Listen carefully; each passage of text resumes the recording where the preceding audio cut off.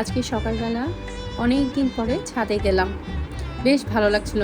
মেঘ করে এসেছে আর যেহেতু এখানে লেক আছে, লেকের বাতাসটা এত সুন্দর লাগে। সত্যিই খুব ভালো লাগছিল। নিচে আর নামতে ইচ্ছা করছিল না। গতকাল থেকে আমার ছোট ছেলের অনলাইনে ক্লাস চলছে। এই পাশে ছোট ছেলে তো ক্লাস করছে আর আমার বড় ছেলের কিছু করার নেই বলে শুয়ে শুয়ে মোবাইল টিপছে। বেশ ভালোই আছে ওরা। যাই হোক, আমার হেল্পিং হ্যান্ড আজকে চলে যাবে দেশে, তাই ভাবছি যে কিছু কাজগুলো গুছিয়ে রাখি।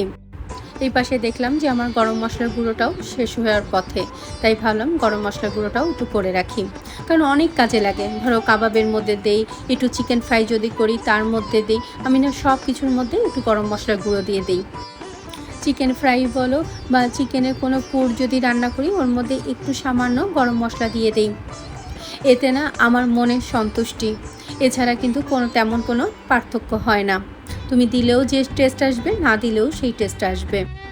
এই জন্যই আমার একটু গরম মশলা তাড়াতাড়ি শেষ হয়ে যায়। ওটাও গুঁড়ো করে নিচ্ছি আর সেই সাথে আমিও কিছু পরিষ্কারের কাজ করে নিচ্ছি, কারণ ও অনেক দিন থাকবে না, আমি একা হাতে সব কাজ করব। সেজন্য না আজকে দুপুরে তেমন কিছু রান্না করছি না। এদিকে সংসারের সমস্ত কাজ করিয়ে নিচ্ছি আর ওর পাশে ভাবছি আমি একটু ভর্তা ভাজি করেই আজকে দিনটা চালিয়ে দিব। সেই সাথে আমার হেল্পিং হ্যান্ডেরও একটা কাজে ফ্রি করে দিলাম। দেখবে কোটাকাটিতে কিন্তু বেশ সময় চলে যায়, তাই ভাবলাম যে আজকে কোটাকাটিতে যদি ওকে ব্যস্ত রাখি তাহলে অন্য কাজ করা তো সম্ভব হবে না। তাই ভাবলাম ওকে আজকে একটু কোটাকাটি থেকে ফ্রি করে দিই। আজকে দুপুরের মেনু আলু ভর্তা, ডিম ভর্তা আর সেই সাথে হচ্ছে পটল ভাজি।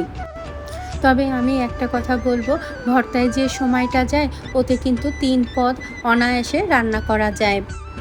ডাল ভাত বা ভর্তা ভাত করেছি, এটা শুনতে যতটা সহজ মনে হয়, করতে গেলে কিন্তু অনেক সময় চলে যায়।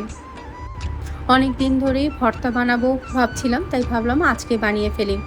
আর আলু ভর্তার সাথে কিন্তু ডিম ভাজি খেতে অনেক মজা লাগে, কিন্তু সেই সাথে ভাবলাম যে ডিম ভাজি কেন করব, একবারে ডিম ভর্তা করে ফেলি। গরম গরম ভাতের সাথে গরম গরম ডিম ভর্তা খেতে কিন্তু অনেক মজা লাগে। সত্যিই আজকে অনেক কাজ করতে করতে একেবারে হাঁপিয়ে গিয়েছি, আর বারবার কিন্তু কনফার্ম করছিলাম যে কবে আসবে। আমার হেল্পিং হ্যান্ডও কিন্তু খুব চালাক, সহজে কিন্তু বার বলছে না, তারিখ বলছে না, বারবার বলছে আপনি যে কয়দিন ভাবেন সে কয়দিনই আমি আসবো না। এখন বুঝে নাও, আমি তো তখন হেসে বললাম আমি তো 1 মাসও ধরে নিতে পারি। তখন সে হেসে বলল যে না, 1 মাস হবে না, তবে একটু সময় বেশি দিতে হবে। সমস্ত কাজ শেষ করে আজকে গোসল করতে করতে সত্যি বিকেল 5টা বেজে গিয়েছিল। আজকে দুপুরের ভাত খেলাম বিকেল 5টায়।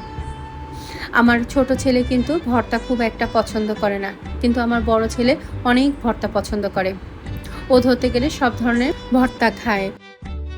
খাওয়া দাওয়া শেষ করে মা ছেলে মিলে একটু কার্টুন দেখছিলাম। আজকে এতটুকুই। সবাই ভালো থেকো, সুস্থ থেকো আর নিজের প্রতি খেয়াল রেখো।